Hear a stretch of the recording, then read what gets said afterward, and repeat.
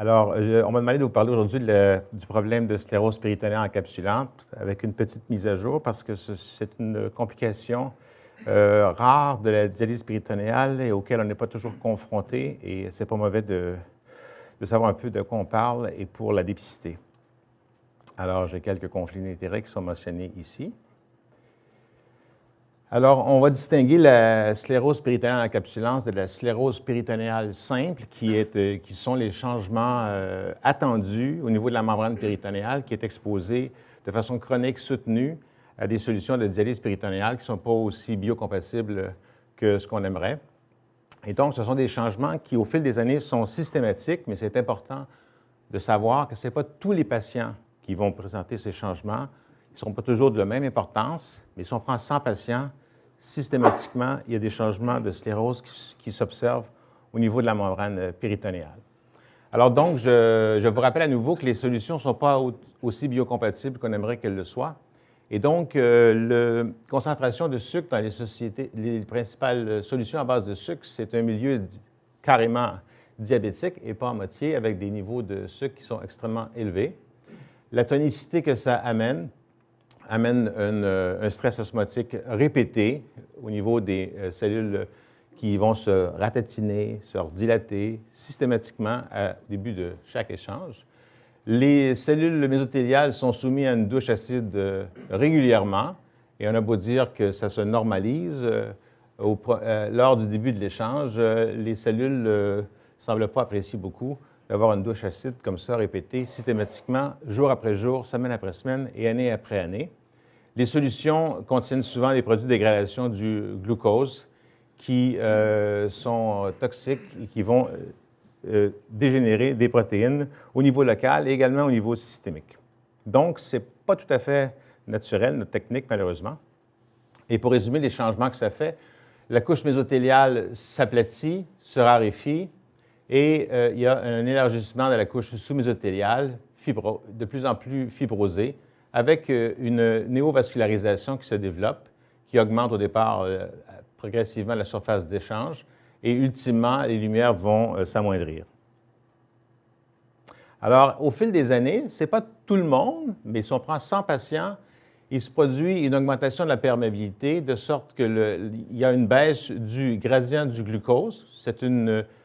Ces courbes sont imagées pour vous donner un peu une idée générale de ce qui se produit. Ce n'est pas des chiffres véritables. Et on observe également qu'au-delà de la baisse du gradient osmotique qui s'observe, il y a une baisse anormalement élevée de l'ultrafiltration. Il y a une dissociation. Donc, au fil du temps, chez 100 malades, on va voir une baisse du gradient osmotique, mais il va y avoir une baisse exagérée de la conductance osmotique chez certains malades au fil des années. Donc, le sucre tombe, et on ultrafiltre de moins en moins bien, et on ultrafiltre moins bien au-delà de la baisse du gradient chez certains patients. Alors, parlons de la physiopathologie qui a été étudiée dans des modèles animaux, de la sclérose péritonéale simple qu'on observe chez beaucoup de patients au fil des années. Alors, on a ici les différentes insultes ou agressions de la membrane péritonéale avec le sucre, l'environnement urémique, le pH acide, les produits de dégradation du glucose et plus ou moins d'épisodes de péritonite. Les cellules mésothéliales via, pense-t-on, le système rénine-angiotensine, qui a une importance non négligeable, surtout dans des modèles animaux, et qui probablement a lieu également chez l'homme. Alors, ces cellules sécrètent des interleukines comme le Transforming Growth Factor, le Vascular Endothelial Growth Factor, qui amène de la fibrose, de la néoangiogénèse, la perméabilité augmente et l'ultrafiltration devient de plus en plus difficile. Alors, ça a été étudié de façon très détaillée chez l'animal. Donc, l'exposition aux solutions, peut-être des prédispositions génétiques, parce qu'on a observé que les Japonais développent de la sclérose péritonéale beaucoup plus tardivement pour la même exposition que les gens de race blanche, par exemple. Il y a des gens qui pensent que les gens porteurs du syndrome de Alport ont un problème de cicatrisation qui fait qu'ils fibrosent plus facilement. Il y a le milieu urémique qui n'est pas normal. Donc, il se produit une dysfonction mésothéliale et les cellules mésothéliales, leur phénotype se transforme progressivement en cellules fibroblastiques qui se déplacent pour envahir l'espace sous-mésothélial et amener de la fibrose. Le Vascular Endothelial Growth Factor favorise la néo-angiogénèse qui participe au défaut d'ultrafiltration. Il y a également une altération de la cascade fibrinolytique, une baisse du Tissue Plasminogen Activator et une augmentation de son inhibiteur qui fait que la formation de fibrine qui se produit à l'exposition de solutions pas tout à fait physiologiques est d'autant exacerbée et ça peut amener au recouvrement de l'espace péritonéal par une couche de crémage de fibrine. Alors, une autre façon imagée, vous avez des cellules au départ qui ont un phénotype mésothélial et on peut, avec des marqueurs, s'apercevoir que tranquillement, leur phénotype se transforme. C'est un peu la même chose qu'on vous décrit ou qu'on vous a peut-être décrit dans la transformation des cellules endothéliales en ostéoblastes dans l'ossification ectopique. Les cellules ont tout le bagage génétique pour exprimer différents phénotypes et c'est ce qu'ils font. Alors, parlons maintenant de la physiopathologie de la sclérose péritonéale encapsulante, qui est le sujet d'aujourd'hui. Alors, en général, les gens s'entendent pour une hypothèse basée sur la double insulte. Il se fait progressivement une première insulte, first hit, au fil des années d'exposition à la membrane aux solutions de dialyse péritonéale. Et souvent, il se produit un deuxième épisode, le second hit, le deuxième insulte qui met le feu aux poudres. Et là, ça part et la sclérose simple devient de plus en plus exubérante et éventuellement encapsulante.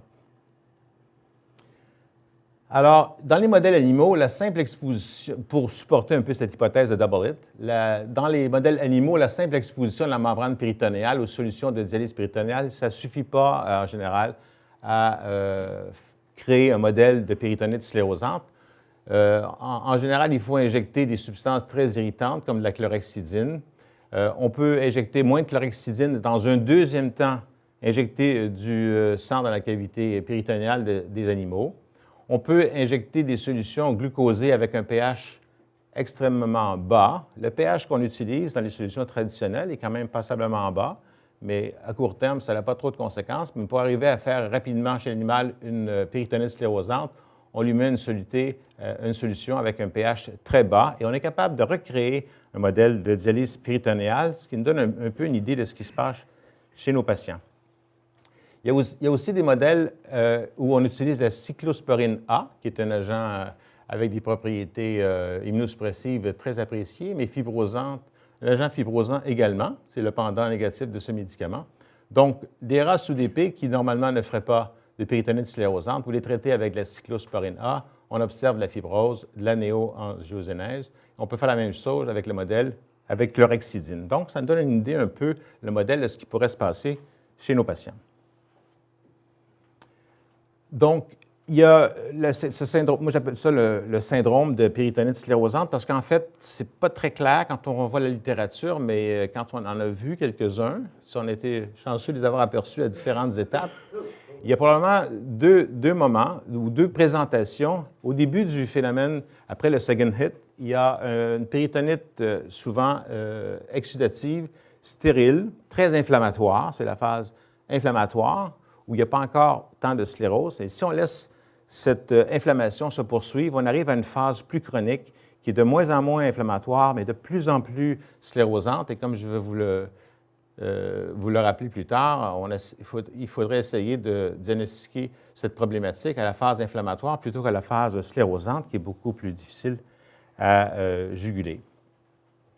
Alors, de façon très simple, cours 101 de la sclérose péritonéale encapsulante, vous avez le first hit ou première insulte, les solutions de la dialyse péritonéale sur une membrane normale.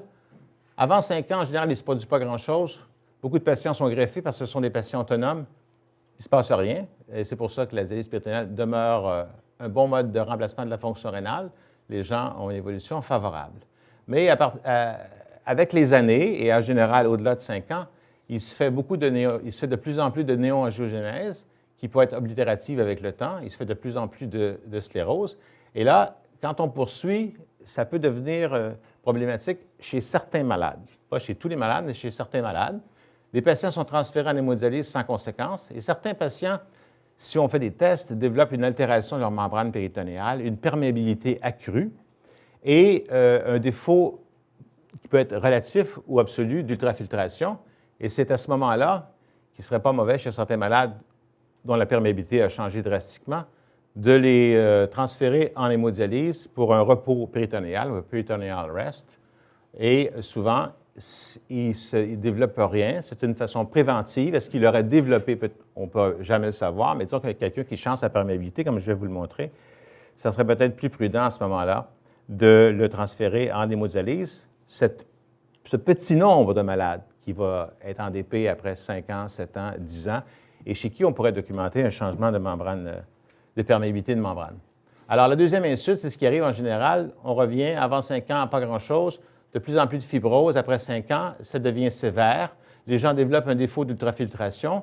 Et si on n'est pas prudent, puis on change les tonicités, puis on insiste, à un moment donné, il va y avoir les molécules, ils ne passeront carrément plus. On va arriver à une inadéquation. On va arrêter la DP trop tardivement et les gens sous hémodialyse peuvent développer une péritonite sclérosante. Vous avez certains patients qui ont été en DP depuis plusieurs années, qui sont transplantés et soumis à la cyclosporine A ou du tacrolimus et qui peuvent développer une sclérose péritonéale encapsulante avec un greffon en place. Et vous avez ceux qui persistent sous DP, qui ne sont pas greffables, si vous me permettez l'expression, et qui développent plus tardivement une péritonite très sévère, peuvent avoir une péritonite exudative qui s'installe, stérile, et qui va éventuellement peut amener la péritonite sclérosante. Parfois, l'arrêt de DP ne suffit plus et les patients peuvent développer carrément une péritonite sclérosante sous hémodialyse. Alors, quand le feu est pris, ça s'autogénère et votre ennemi vous mange de l'intérieur. Il ne faut pas attendre cette étape. Donc, la fréquence de cette pathologie, la fréquence globale chez l'adulte, dans la littérature, elle est assez variable. Ça va de moins 1 à 3,3 selon les séries. Chez nous, on a eu 5 cas chez 608 patients, ce qui fait une fréquence globale de moins de 1 de 0,8 à Maisonneuve. L'incidence globale dans la littérature en termes de fréquence par durée d'exposition, c'est environ 9 cas par 1000 années patients. Chez nous, ça donne une fréquence de 2,7 cas par 1000 années patients. On vous parle bien ici d'années patients. Quand vous parlez d'incidence de péritonite, on dit chez nous, c'est 1 par 36 mois patients. Ici, on parle de 2,7 cas par 1000 années patients. Donc, c'est une complication, heureusement, rarissime. Mais c'est clair que la fréquence augmente avec l'exposition. Et voici des exemples. En Australie, après 2 ans, après 5 ans, après 6 ans, 8 ans, 10 ans, 15 ans de dialyse péritonéale, vous voyez que la fréquence de cette complication augmente. Les Japonais semblent protégés génétiquement, peut-être, et la fréquence, elle est moindre, mais ça se développe finalement chez un certain nombre de patients. Les Japonais sont moins greffés et sont conservés plus longtemps sous dialyse péritonéale, donc ils ont des longues survivors, beaucoup plus qu'on peut voir, par exemple, au Québec ou en Amérique du Nord. Autre exemple ici, où on voit le risque cumulatif de développer une sclérose péritonéale encapsulante en Écosse. Et vous voyez qu'après 3,5 ans, c'est assez évident que là, ça se met à être un peu plus fréquent. Autre série, en Australie, Nouvelle-Zélande, où on voit bien que les premières années, il ne se passe pas grand-chose. Après 5 ans, on commence à en voir de plus en plus, mais chez un plus en plus petit nombre de malades, ne l'oubliez pas. Je ne vais pas vous faire freaker aujourd'hui, là. Ici, autre série européenne, après 4 ans, on commence à voir plus de patients qui développent cette complication en termes de survie sans sclérose péritonéale. Alors, c'est combien de patients? Ça, juste pour vous donner un exemple, à Maisonneuve, de 85 à 2002, nous avions suivi 419 patients. Alors, c'est combien de patients qui sont plus de 5 ans en DP? C'est un petit nombre de patients. Les patients sortent de DP, en gros, j'aime à dire que c'est à peu près un tiers qui sont greffés, un tiers qui décèdent sous DP, puis un tiers qui éventuellement sont transférés en hémodialyse. Et la moyenne de temps d'exposition à la dialyse péritonéale chez nous est d'environ 2 ans, 2 ans et demi. Donc, les gens, pour toutes sortes de raisons, en dialyse, on meurt plus que si on n'avait pas d'insuffisance rénale sévère. Si on est dans une forme de dialyse autonome, on est souvent greffé. Ou, entre-temps, on a une complication ou un désir d'être transféré en hémodialyse. Et finalement, le temps moyen d'exposition, c'est entre 2 et 3 ans. Et si on regarde la fréquence des gens qui vont faire plus de 5 ans, 5 à 10 ans, c'était 12 chez nous, 1 au-delà de 10 ans, ce qui fait 13 des patients qui sont théoriquement à surveiller. Et chez nous, ça faisait 55 malades au total. Alors, est-ce qu'on peut prévenir cette complication? Alors, il faut quand même voir sur quoi on pourrait travailler. Donc, les facteurs de risque, ce sont des facteurs de risque qui sont mentionnés qui ne sont que des associations. Ce n'est pas de relation de cause à effet, c'est des trucs, des caractéristiques qui ont été associées, parfois statistiquement significativement, mais des associations, pas nécessairement des relations de cause à effet. On a parlé de l'exposition prolongée, c'est assez évident. Les gens jeunes semblent fibroser plus facilement que les gens âgés. Ceux qui n'ont pas de fonction rénale résiduelle, c'est associé. C'est compréhensible qu'ils vont avoir plus d'échanges, peut-être plus de sucre, plus d'UF, parce qu'ils n'ont pas de fonction résiduelle. Et donc, leur exposition aussi est associée. Ça peut aller avec la fonction résiduelle plus basse. Des gens qui ont un KT sur V plus bas par rapport à ceux qui ont plus haut, peut-être qu'on va monter le volume, on va monter la charge glucidique, par exemple. Les hauts volumes, les gens en DPA, il y a des gens qui ont cru voir une association par rapport à DPCA où la quantité de solution, elle est moindre qu'en DPCA. Les gens qui ont un défaut d'UF, bien là, est-ce que ça peut être associé à la pathologie elle-même, donc ce n'est pas trop surprenant. Il y a des gens qui ont vu une association avec l'icodextrin, de même que d'autres ont vu une association avec les 4,25, parce que s'ils perdent leur ultrafiltration, vous avez plus tendance à leur prescrire des tonicités plus élevées de l'icodextrin.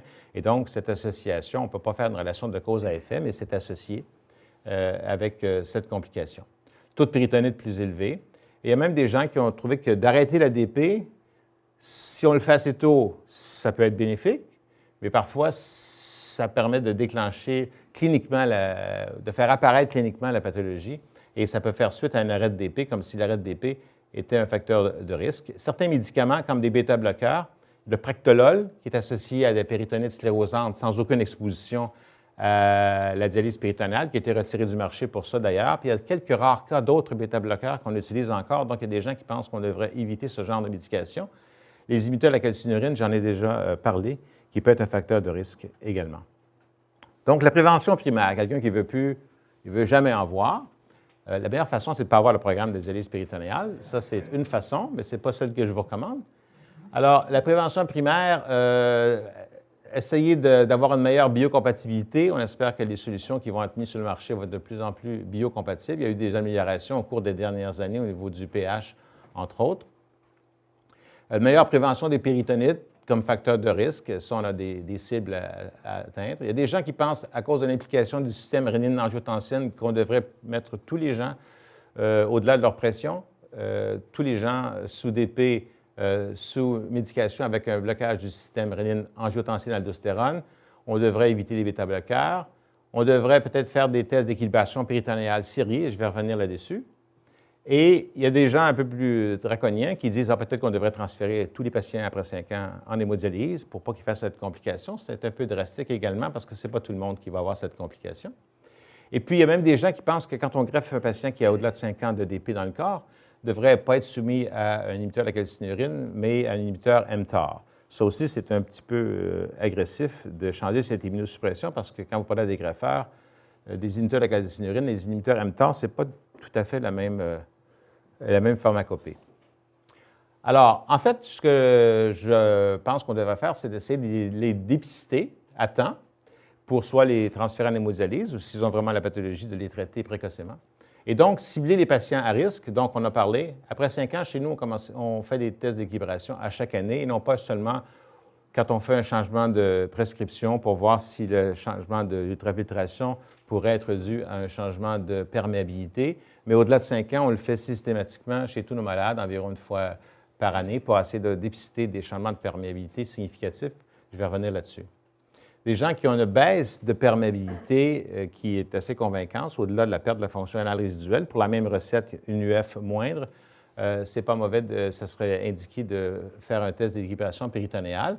Un changement de perméabilité qui persiste après une péritonite. Au cours de la péritonite, tout le monde a une augmentation de perméabilité, mais après une péritonite, on devrait revenir à notre perméabilité antérieure. Et donc, si quelqu'un, je vais vous donner un exemple tout à l'heure, quelqu'un persiste à avoir une perméabilité anormale par rapport à ce qui était le cas avant, ce n'est pas mauvais de faire un test d'équilibration péritonéale. On parle de changements ici significatifs, pas des petits changements. Alors ça, ce n'est pas des changements très significatifs. Vous savez peut-être que les patients sont classés en 4 catégories. Ici, c'est la moyenne du groupe. Vous avez une déviation standard en haut, une déviation standard en bas, 76 des malades. Vous avez ici 2 et 3 déviations standards, 2 et 3 déviations standards, 16 16 Alors, si on est classé moyen supérieur, quand on dit moyen haut, c'est un terme que je n'aime pas parce qu'on retient haut, on retient bas, mais en fait, c'est moyen supérieur, moyen inférieur. Si on est juste au-dessus de la ligne, on va être classé moyen supérieur. Si on est juste en bas de la ligne, on est classé moyen inférieur. Ce n'est pas un changement de catégorie. Et la même chose, ça c'est pour le glucose, la même chose pour la créatinine. Par contre, les patients qui passeraient au fil du temps d'une perméabilité élevée à carrément basse à élevée ou carrément moyenne inférieure à élevée, qui sauteraient deux niveaux, il faudrait se poser des sérieuses questions sur la qualité de leur membrane péritonéale. Alors, il faut également essayer de déceler quelqu'un qui est en voie de développer une péritonite sclérosante ou une sclérose péritonéale encapsulante, de dépister les signes avant-coureurs. Donc, il y a comment interpréter le test si on demande un tel test, TEP. Quelqu'un qui a un défaut d'ultrafiltration, c'est-à-dire moins de 400 avec un échange de 4,25 ou de 3,86. Il y a 3 scénarios possibles qu'on peut observer. Évidemment, il faut exclure les fuites, il faut exclure les malpositions du cathéter, ça c'est évident. Supposons qu'on a tout est correct et qu'on n'ultrafiltre pas 400 ml après 4 heures de 4,25. Alors, on peut remarquer ce défaut d'UF associé à une perméabilité haute acquise, et ça suggère une néo-angiogénèse importante, d'augmentation de la surface. Il faudrait peut-être penser à un peritoneal rest. Quelqu'un qui a un défaut d'UF et une perméabilité moyenne, c'est carrément pas normal, là. La néo-angiogénèse est peut-être oblitérative et les gens peuvent avoir un défaut d'aquaporine. Et ça peut se documenter en mesurant au début du test d'équilibration la dilution du sodium dans la première heure. Quelqu'un qui aurait moins de 400 après 4 heures de 4,25 qui a une perméabilité basse, c'est carrément pas normal. Vous avez exclu une malposition, vous avez exclu une fuite. Il y a une désorganisation complète de sa cavité péritonéale et c'est très mauvais signe. Voici un patient, pour vous, ce n'est pas tout l'un ou tout l'autre, et ça, je n'ai pas trouvé d'exemple dans la littérature.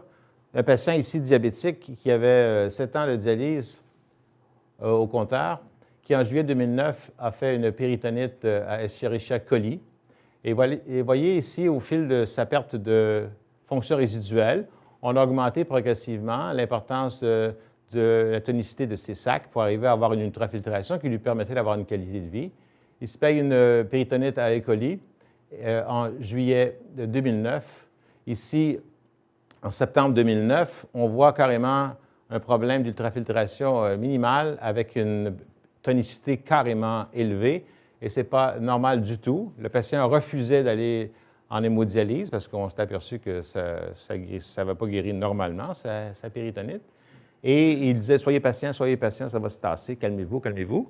Et on a respecté sa décision, et avec le temps, on s'est aperçu qu'on a commencé à pouvoir diminuer la tonicité, mais ça a pris beaucoup de temps. Donc, c'est un exemple pour vous montrer que ça peut être assez dynamique. Il a spontanément, sans aucune intervention, a commencé à ultrafiltrer beaucoup plus facilement et à revenir finalement à son ultrafiltration antérieure avec la même recette. Alors, il a été chanceux. Ça ne veut pas dire qu'on n'aurait pas dû le transférer parce que là, a posteriori, on a une évolution favorable, mais ce n'est peut-être pas une bonne idée de faire ça chez tous les gens, quoique on ne peut jamais savoir à l'avance. Vous voyez ici, c'est un très bel exemple d'augmentation de perméabilité qui, chez lui, a été persistante. Il y avait une perméabilité au niveau de l'urée qui était moyenne inférieure, moyenne de la créatinine, moyenne pour le glucose. Et 2 mois et demi après sa péritonite, alors qu'il aurait dû reprendre sa perméabilité depuis belle lurette, il a une augmentation très significative des échanges au niveau de la membrane péritonéale. Et 17 mois plus tard, c'est quasiment, croyez les chiffres, je ne les ai pas inventés, c'est quasiment trop beau pour être vrai, il reprend exactement sa perméabilité qu'il avait antérieurement. Il est passé, à mon avis, à un poil d'une péritonite sclérosante. Voici un exemple ici plus triste d'une patiente qui a été plus de 10 ans sous DP avant de faire une péritonite à E. coli également en 2005. Et un test d'équilibration montrait une excellente UF. Quand on prend un 2,5, il faut que ce soit en haut de 100. Dans le temps, on faisait des tests avec du 2,5. l'ultrafiltration était normale, avec une perméabilité qui était moyenne, autour de la moyenne.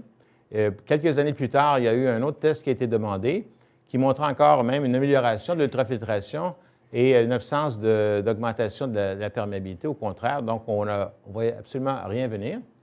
Et il n'y avait pas des tests systématiques à l'époque. En avril 2005, après sa péritonite, on voit un défaut très, très sévère. Vous mettez un 4,25 pendant 4 heures, et elle a gardé 50, c'était complètement anormal. Et la perméabilité, ça n'allait pas du tout avec son défaut d'ultrafiltration, qui suggère une désorganisation de la membrane, de la cavité péritonéale. Et on lui a fait une mesure de la dilution du sodium, qui aurait dû donner un dip comme ça, dans la première heure, et il n'y avait absolument aucune dilution du sodium dans la première heure, comme quoi il y avait un défaut majeur également au niveau des aquaporines. Alors, d'autres méthodes de dépistage, on pourrait faire des scans de série, mais c'est complètement futile. Vous pouvez faire un scan aujourd'hui qui est normal, puis dans 6 mois, on observe une péritonite sclérosante. Les mesures série de biomarqueurs, c'est beaucoup étudié en recherche, mais ce n'est pas disponible. Et l'interprétation n'est pas toujours facile. Il y a des cas extrêmes, mais le diagnostic peut être un peu tardif. Donc, moi, je pense qu'on devrait surveiller les patients à risque. Donc, les patients transférés en hémodialyse après 4 ans de DP pour des défauts d'UF, pour un sous-dialyse, après une péritonite, ces gens-là devraient être surveillés pour des symptômes digestifs et des symptômes inflammatoires. Les patients greffés après 5 ans de DP, je pense qu'ils peuvent être greffés, peuvent être placés sous inhibiteur à la calcinurine, à moins qu'on ait des preuves de changement de perméabilité péritonéale et que le patient puisse être soumis à une immunosuppression moindre. Et donc, il devrait être quand même surveillé pour des signes de péritonite sclérosante encapsulante. Alors, ici, c'est pour vous montrer le nombre de patients qui ont été transférés en hémodialyse ou greffés après un certain nombre d'années sous dialyse péritonéale. Et vous voyez que ça s'amoindrit. Il y a de moins en moins de personnes qui bénéficient d'une greffe après plus de 5 ans de dialyse péritonéale, ici plutôt. Et les transferts se font aussi en hémodialyse plus précocement, de sorte que 80-90 des gens n'ont pas fait 5 ans de DP. Dans les gens transférés en hémodialyse, il y en avait 20, et sur les 20, il y en avait 16 qui étaient à risque, qui avaient été transférés soit post-péritonite, soit pour un défaut d'ultrafiltration, soit pour une dialyse inadéquate. Et chez les greffés, c'est 10 patients qui ont été greffés après plus de 5 ans de... Donc, c'est un petit nombre de malades, mais à surveiller.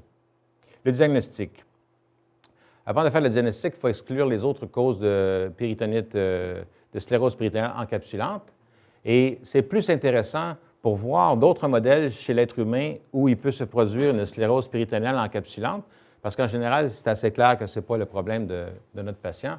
Donc, chez n'importe quel patient, suite d'un problème chirurgical, par exemple, une péritonite bactérienne ou fungique très sévère, au-delà de l'ADP, peut développer rarement une sclérose péritonéale. Quelqu'un qui développe une tuberculose péritonéale en dehors de la dialyse pourrait développer, ça a été décrit, une sclérose encapsulante. Je vous ai parlé de l'administration de certains bêta-bloqueurs. Les gens qui ont une cirrhose du foie avec une acide de longue date, ce n'est pas une solution de dialyse péritonéale bio-incompatible, mais de l'acide, ce n'est pas normal. Donc, on voit que les cellules mésothéliales n'ont pas l'air d'apprécier d'avoir trop de liquide autour d'elles, et c'est décrit avec des gens qui ont une fonction rénale normale. Des cirrhotiques qui ont un double hit, qui ont de l'acide et qui développent une péritonite bactérienne peuvent secondairement développer une sclérose péritonéale, alors que c'est devenu stérile. Des gens qui ont une transplantation hépatique, ça c'est assez intéressant.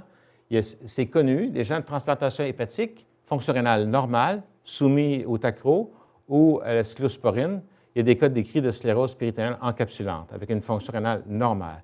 Donc, c'est assez fibrosant, cette molécule, quand même. Des dérivations ventriculo-péritonéales, encore une fois, on a l'impression que les cellules mésothéliales n'apprécient pas d'avoir du liquide autour d'elles. Les gens, on a parlé de l'irritation par le sang dans un modèle animal, donc les segments intrapéritonéaux répétés, comme dans l'endométriose, peuvent être associés à une sclérose encapsulante. Certaines maladies auto-immunes, très rarement, plus facile à comprendre, l'entérite radique, des néoplasies mésothéliales, primaires ou secondaires, de même que la tumeur mucineuse, sont d'autres exemples. Mais vous voyez aussi que le diagnostic différentiel est assez simple et pas très large chez un patient particulier en dialyse péritonéale. Alors, il y a un Italien qui a revu un peu cette littérature, qui recommande 3 éléments essentiels, quoique le troisième, il le met facultatif, donc des symptômes et des signes. Bon, des malaises abdominaux non spécifiques jusqu'à l'iléus mécanique, qui pourraient être d'autres causes. Donc, c'est une façon d'avoir un diagnostic ferme. Des trouvailles caractéristiques au scan, on va revenir là-dessus. Et dans les cas douteux, une biopsie de la membrane péritonéale où on a des changements de sclérose sévère. Mais c'est un diagnostic qui me paraît un peu tardif. Quand on a ces éléments-là, c'est assez clair que le patient a une péritonite sclérosante. Ça ne prend pas une télépapineau pour le savoir. Et donc, c'est un peu tardif. Et même en Grande-Bretagne, il y a un groupe qui a essayé de rendre ça objectif pour avoir un bon diagnostic. C'est surtout pour des recherches, pour faire des séries, pour savoir de quoi on parle. Alors, ils demandent pour le faire le diagnostic une dysfonction ou une obstruction intestinale et au scan, une encapsulation. Je pense que c'est sûr qu'on va voir le diagnostic, mais on est un peu arrivé en retard. Il y a des marqueurs qui peuvent être, quand ils sont suivis et atteignent certains niveaux, qui combinés un CA 125 qui baisse très bas, un interleukine qui s'élève de façon importante au niveau de l'effluent, ça peut signer une péritonite sclérosante, mais c'est un peu tardif et ce n'est pas disponible. Donc, on se fie aux manifestations cliniques et on essaie d'être très alerte chez ceux qui sont à risque. Donc, je reviens à la phase inflammatoire et la phase fibrosante pour essayer de les attraper ici plutôt. Donc, les gens peuvent avoir de la fièvre inexpliquée, une leucocytose, des signes inflammatoires avec un CRP élevé, de l'inapétence associée à l'atteinte intestinale qui peut aller jusqu'à la perte de poids et développer un épanchement péritonéal exsudatif stérile. La phase fibrosante, tout ça ici peut diminuer, mais vous arrivez ici avec des complications mécaniques qui sont beaucoup plus difficiles à juguler. Et les présentations peuvent être différentes si le patient est sous DP toujours, si le patient a été transféré en hémodialyse, si le patient a été greffé. Donc, sous DP, il faut être attentif, pas juste à la perte d'UF, mais au changement d'UF, changement de perméabilité qui amène une nécessité d'augmenter la tonicité des échanges. Et quelqu'un, évidemment, qui fait une péritonite bactérienne clairement documentée et qui continue à avoir des signes d'inflammation péritonéale alors que les cultures sont négatifs, il faut se méfier de ce patient, et je vais vous donner un exemple. Sous hémodialyse, après quelqu'un qui conserve de liquide dans sa cavité péritonéale, de l'acide, après quelques années d'hémodialyse, qui peut être loculé, hémorragique, c'est tout à fait typique des premières phases de la sclérose péritonéale encapsulante, qui développe un tableau inflammatoire sous hémodialyse inexpliqué, qui développe des signes de subiléus. Même présentation après la transplantation, il faut être très alerte pour faire un diagnostic et surtout un traitement précoce. Voici un patient qui avait fait 8 ans de dialyse péritonéale, qui a fait une péritonite à 3 streptocoques, bien documentée avec une culture positive uniquement au jour 1. On fait l'antibiothérapie usuelle, Jean-Pierre Vanco chez nous, ensuite Vanco, et qui baisse son décompte cellulaire au jour 3, presque à la normale. On aime ça que ce soit normal au jour 3. Puis, ça remonte, là, on est à 3 germes. On lui fait une RTPA, on fait des vancomycines à chaque échange pour essayer de se disant que le traitement n'est pas optimal. Puis finalement, ça se normalise et l'antibiothérapie est cessée. Et rapidement, des malaises abdominaux nous présente un décompte élevé à nouveau avec une culture stérile. Il y a 8 de culture stérile, donc ça peut être une rechute. Alors, on fait ça. When you don't know, it's peptazo. Alors, il est mis sous peptazo. Et comme tout le monde, et comme beaucoup de personnes. Et donc, le décompte baisse lentement, et ça regarde mal, puis ça zigonne, comme on dit chez nous, autour de la limite supérieure de la normale. Puis finalement, on fait des cultures, ça ne pousse pas. Puis là, paf, ça remonte carrément beaucoup trop haut. On arrête tout, on dit « Ouh, ça commence à sentir la péritonite sclérosante », on commence à y penser, puis on transfère le patient en hémodialyse. Alors, les infirmières, on n'était pas certain, ils ne voulaient pas perdre son tube, ils voulaient retourner en DP, puis on ne voulait pas enlever son tube, pas trop le contrarier. Ça ne l'enchantait pas du tout d'aller en hémo. Donc, on a laissé son tube et les infirmières, au cas où il retournerait en DP, hyperinaient le cathéter 1 fois par semaine. Alors, c'était pas joli, là. Ça, c'est les drainages hebdomadaires en hémodialyse de la cavité abdominale. Il y avait 630 millilitres d'unocyte ambré. La semaine suivante, 750 000 avec des décomptes élevés. Ce n'est pas des échanges réguliers, donc l'interprétation du décompte est difficile, mais il y avait un décompte cellulaire carrément élevé, CRP élevé également. Alors, j'ai fait analyser le liquide. Alors, c'était un exsudat tout à fait plus exsudat que ça, tumeur, avec des cellules inflammatoires qui n'étaient pas des neutrophiles, comme des infections bactériennes et des lymphocytes. Alors, donc, ça, c'est une forme de présentation après arrêt de dialyse avec une acide exsudative stérile. Voyons après les manifestations cliniques, voyons les manifestations radiologiques. Alors, voici les manifestations caractéristiques, mais à mon avis, encore une fois, très tardives. Vous avez le rehaussement péritonéal si vous injectez du colorant, un épaississement péritonéal qui peut être décrit, des calcifications péritonéales, des adhérences intestinales qui est moins spécifique, des dilatations qui vont plus avec l'obstruction et de l'acide loculé. Alors, si on a un certain nombre de ces caractéristiques-là, ça commence à faire, quand un animal a une trompe et deux grandes oreilles, c'est un éléphant en général. Et donc, c'est assez facile, mais c'est un peu tardif. Juste donner des exemples d'un épaississement péritonéal avec un rehaussement également. Ici, des calcifications de la membrane péritonéale pariétale, calcification viscérale avec acide, épaississement péritonéal et les intestins grêles pris dans un pain, un cocooning. Voici une acide hémorragique avec un hématome dans l'épanchement et des anses refoulées vers l'arrière. Un autre patient ici qu'on a eu chez nous qui avait une acide hémorragique loculée, des intestins tassés, refoulés et un peu dilatés avec un transit anormal. Et voici un exemple qu'on a eu chez nous également où l'intestin grêle est tout pris dans un pain. Il y a un cocooning et c'est une phase passablement à ce moment-là déjà plus avancée que si on n'avait pas ce genre d'imagerie. Alors, les manifestations radiologiques, celles-ci, si vous avez ça, c'est plus facile de faire le diagnostic, mais on était un petit peu en retard. Parfois, c'est passé inaperçu, ce n'est pas de la faute du médecin nécessairement. Alors, les manifestations précoces sont beaucoup plus subtiles et beaucoup moins spécifiques. Il faut juste l'avoir en tête que c'est une possibilité chez un malade. Ça, c'est le malade que je vous ai présenté avec une péritonite sclérosante encapsulante à la phase inflammatoire. Vous aviez une infiltration des pupillons et vous aviez une acide qu'on a décrit et qu'on a même mesuré, qu'on a drainé de façon hebdomadaire. Ce n'est pas spécifique, mais ce n'est pas normal. Et si c'est stérile, ça sent la péritonite sclérosante à venir à plein nez. Alors, les traitements maintenant. Traitement médical, il y a, que je sache, aucune étude randomisée contrôlée qui a permis de déterminer que tel traitement est bon, tel autre n'est pas bon. De ne pas traiter, par contre, ce n'est pas terrible, ça va mal. Traitement précoce, les gens s'entendent là-dessus que c'est recommandé, ça fait du sens. Alors, il y a différents médicaments qui ont été utilisés, presque toujours, pas toujours, mais presque toujours de la prednisone.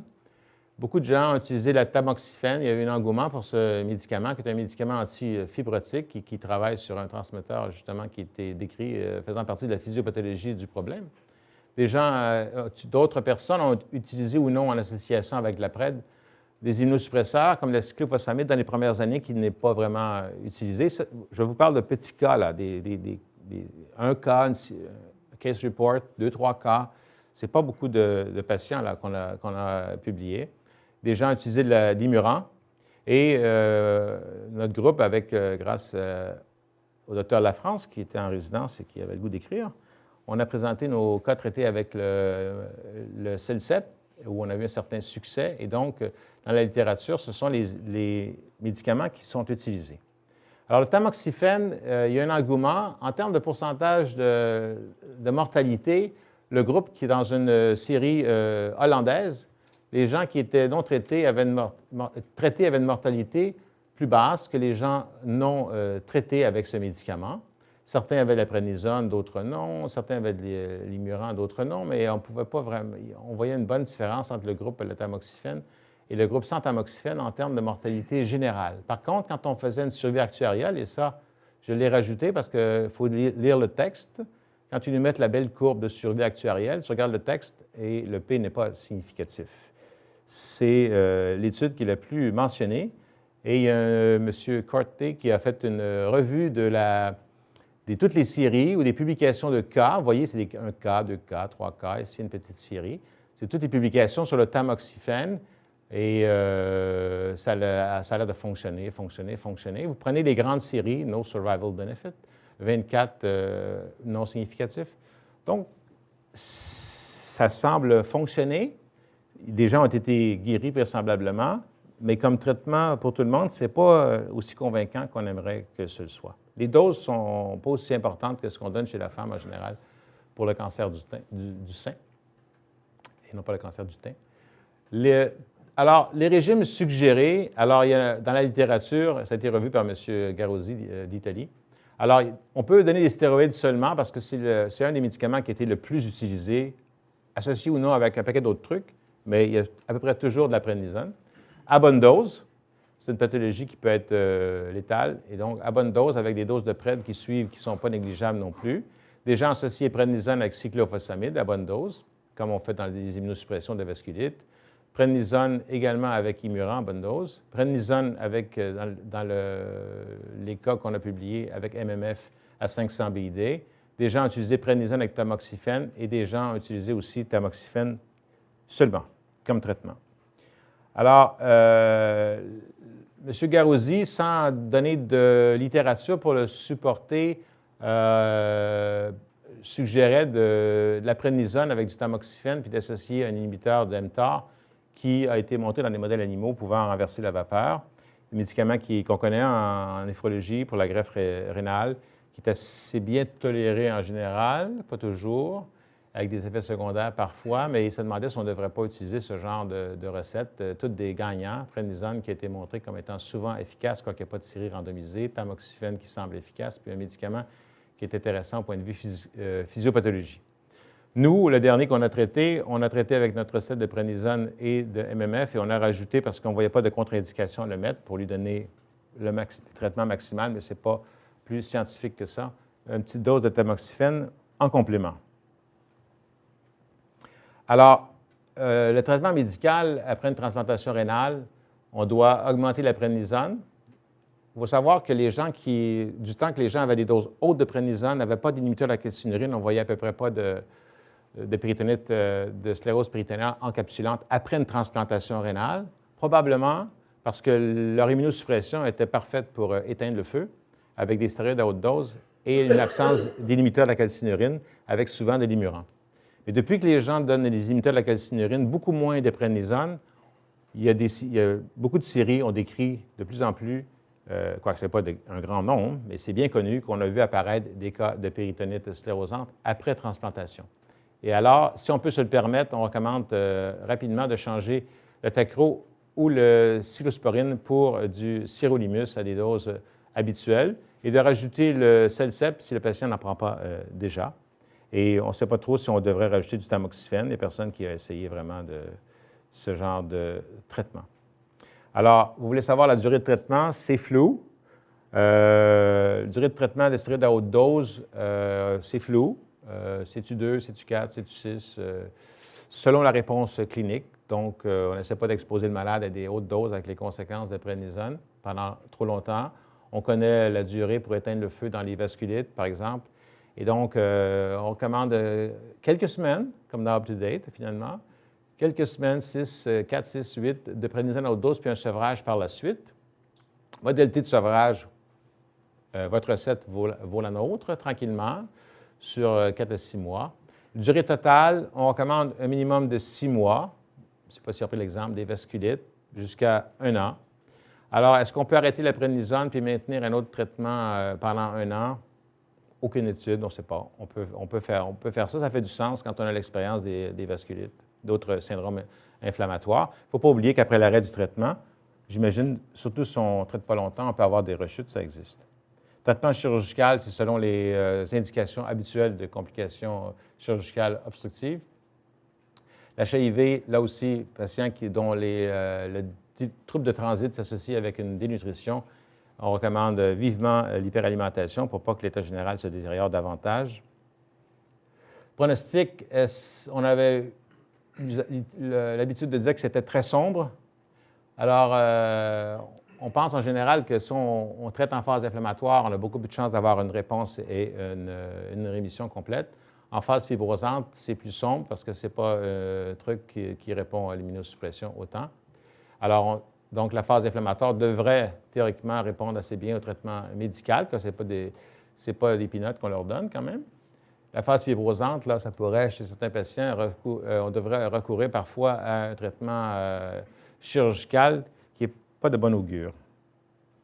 Alors, la mortalité, on le disait dans les revues de littérature, passablement élevée. C'est un petit nombre de malades, mais dont la mortalité était non négligeable. Ici, on a des chiffres de 30 à 56 %. Et une autre série où on voyait qu'il y avait, avec le temps, il y avait 65 % de décès à 5 ans dans le groupe de la revue de l'expérience du registre australien et néo-zélandais. Par contre, ces gens-là ont eu l'idée intelligente. Les gens meurent beaucoup en dialyse. Ceux qui ont fait plusieurs années de dialyse, ils ne vont pas vivre jusqu'à 100 ans, malheureusement pour eux. Donc, ils ont pairé les patients avec des scléroses péritonéales encapsulantes, 1 pour 2, avec 2 contrôles qui étaient dans le même sens, qui a commencé à la même année, qui a fait le même nombre d'années de dialyse péritonéale. Et voyez, assez encourageant quand même. Les autres, ils vont mourir de d'autres choses, c'est d'une maigre consolation, mais la mortalité par rapport à leurs congénères qui ne font pas cette complication, dans la série, dans le registre australien, elle est similaire. Donc, ce n'est pas aussi morbide qu'on le disait.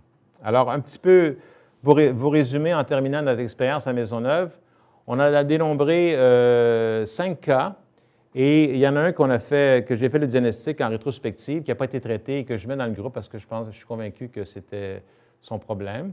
Alors, on a des gens de toute origine, pas très vieux, avec beaucoup d'années de DP au compteur, qui ont tous fait une péritonite avant de développer cette complication. Et 3 ont été traités, ont guéri, on a beaucoup de recul. Une personne est décédée après 5 ans d'hémodialyse avec de la chirurgie, l'iostomie à haut débit, HIV, l'enfer.